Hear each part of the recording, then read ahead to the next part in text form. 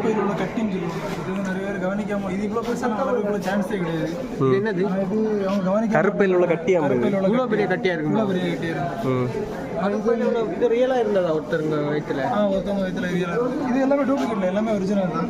இது வந்து ஹிஸ்டெக்டமின்னு சொல்லும்போது வந்து நம்ம யூட்ரஸ் வந்து வெளியே எடுக்கிறது. அவங்க வந்து அப்நார்மல் யூட்ரஸாக இருக்கும். அதனால அந்த யூட்ரஸை வெளியே எடுக்கிறது ஹிஸ்டெக்டமி. ப்ரொலாப்ஸ்ன்னு சொல்லும்போது வந்து அது வந்து ஷேப்பு சைஸ் வந்து மாறி மாறி இருக்கும். நம்ம நார்மல் பொசிஷனில் இருக்கலாம், அப்நார்மலாக இருக்கும். இது வந்து டயோசைகோட்டிக் பிளாசனான்னு சொல்லும்போது வந்து 2 கருப்பை இருக்கும். டபுள் இதாக இருக்கும்.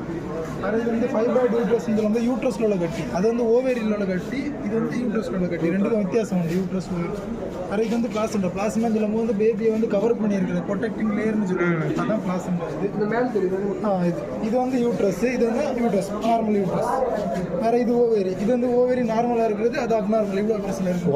அப்நார்மலாக இருந்தால் இப்படி இருக்கும். இதான் நார்மலாக இருந்தால் இவ்வளோ தான் இருக்குமா? இதோட சின்னதாக தான் இருக்கும். இதோட அந்த அளவுக்கு வந்துச்சுன்னா சரி பண்ணவே முடியாது. இது வந்து யூட்ரஸ் அண்ட் செர்விக்ஸ்ன்னு சொல்லுவாங்க. இதுக்கப்புறம் பேபி வந்து பார்த்தீங்கன்னா 8 வீக்ஸில் வந்து பேபி இவ்வளோ தான் இருக்கும். சின்னதாக இதில் ஒன்று உள்ள இருக்கு பாருங்க. சரி சரி. அடுத்து வந்து இது வந்து 11 வீக்ஸ் ஆஃப் பேபி.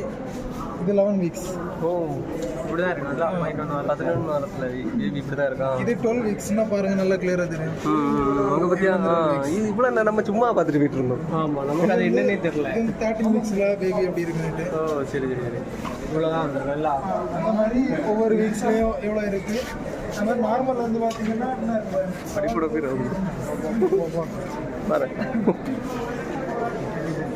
இதுதான் நார்மல்.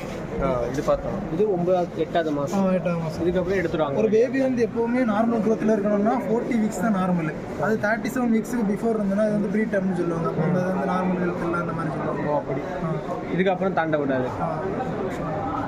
இதெல்லாம் அடுத்து அதுக்கு அடுத்து இருக்கே ப்ரோ.